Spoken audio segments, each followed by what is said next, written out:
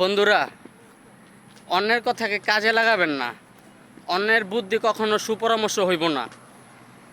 অন্য কখনো আপনার ভালো দিকটা চাইব না। আপনার নিজের বিবেক বুদ্ধি ওইটাকে কাজে লাগান, যেটা আপনার জন্য ভবিষ্যতে সুফল বয়ে নিয়ে আসবে।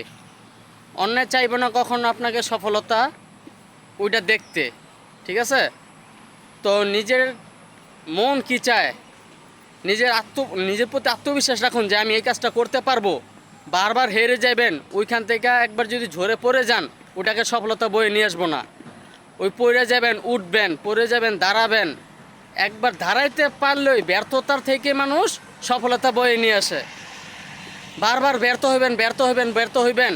যদি ওইটা একবার দাঁড়াইতে পারেন, তখনই আপনি সাকসেস। আর এই সাকসেসটা আপনার জীবনটাকে সুন্দরময় বয়ে নিয়ে আসবে। আর যারা ওই যে পরনিন্দাকারী, তারা সব সময় আপনার পিছনে লেগেই থাকবে। তারা কখনো আপনাকে সুপরামর্শ দিবে না।